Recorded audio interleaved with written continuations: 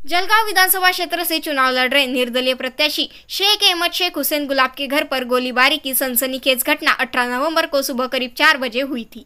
लेकिन जलगांव पुलिस की जांच में चौंकाने वाली जानकारी सामने आई है। पुलिस जांच में पता चला है कि चुनाव में सहानुभूति हासिल करने के लिए निर्दलीय उम्मीदवार शेख अहमद शेख हुसैन ने अपने ही घर पर गोली चलाई थी। निर्दलीय प्रत्याशी शेख अहमद शेख हुसैन का मेहरून इलाके के शेरा चौक पर घर है। सुबह करीब 4 बजे उनके घर पर फायरिंग के बाद अफरा तफरी मच गई। घटना की जानकारी मिलते ही पुलिस अधीक्षक महेश्वर रेड्डी अपने सहयोगी के साथ मौके पर पहुंचे। बहुआयामी जांच के बाद निर्दलीय प्रत्याशी शेख अहमद शेख हुसैन ने मतदाताओं की सहानुभूति हासिल करने के लिए अपने भतीजे बेटे शिबान और उसके दोस्त के साथ मिलकर अपने ही घर पर गोलीबारी की।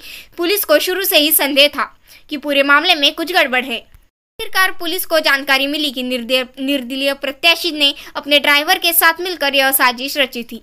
इस मामले में पुलिस ने इरफान अहमद, मोहम्मद हुसैन, शेख अहमद शेख हुसैन, शेख शिबान फैज अहमद हुसैन, मोहम्मद शकीब अहमद उर्फ बाबा और शेख उमर फारूक अहमद हुसैन के खिलाफ मामला दर्ज किया है।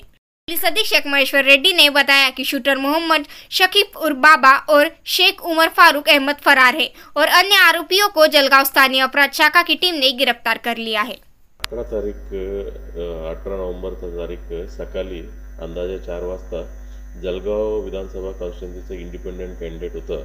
त्याचं नाव होतं शेख अहमद शेख हुसेन गुलाम हुसेन, वय 51 वर्ष. ह्यांच्या घरावरती फायरिंग केलं म्हणून आम्हाला रिपोर्टिंग झालं होतं आणि तिथं पूर्ण शोध केल्यानंतर इन्व्हेस्टिगेशनमध्ये तिथं खरंच त्यांचा तो पहिला मजल्यावर राहत होता. त्यांचा घरचं खिडकीचा काच तुटले होत्या 2 बुलेट लागून आणि 1 बुलेट त्यांचं वॉलवर लागलं होतं. आणि गुन्हा दाखल झाल्यानंतर आम्ही पूर्ण चौकशी आणि तपास चालू होते.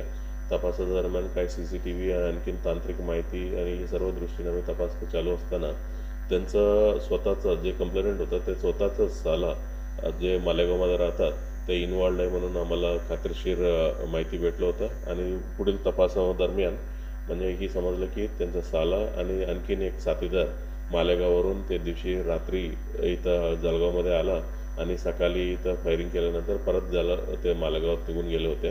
आणि आदल्या दिवशी म्हणजे 17 तारीख रात्री देखील म्हणजे इथे एकदा रेकी करायला तो त्यांचा साला हे आपल्या जळगावमध्ये आले होते.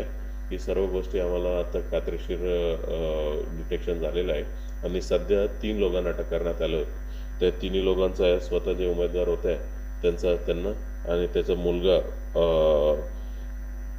शेख शिबान आणि दुसरा एक जे बाईकवर आले होते पाठीमागे बसले होते त्याचा इरफान अहमद मोहम्मद हुसेन, वय 32 वर्ष, राहणारे मालेगाव, अशा 3 लोकांना अटक केलेलं आहे. आणखीन 2 लोकांना अटक करणं बाकी आहे.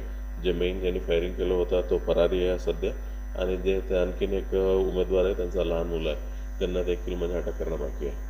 आणखीन जे फायर केलेले उमेदवार जे आरोपी आहेत त्यांच्याकडे वेपन आणि बाकी इतर साहित्य आहे. त्यांना अटक केलं की इतर गोष्टी आपल्याला माहिती पडतील, उद्देश काय आहे ही सर्व गोष्टी आपल्याला माहिती पडतील.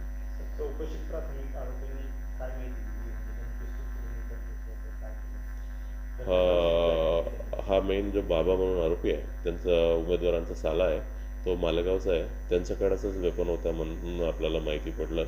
आणि जे दुसरा एक साथीदारांना त्यांना तिकडनंच मालेगाववरून तिकडे आणलं होतं आणि तिकडनं त्यांचा ताब्यातच वेपन होता. ते एकदा आपल्याला अटक केल्यानंतर ती वेपन आणि सर्व गोष्टी आपल्याला माहिती पडेल.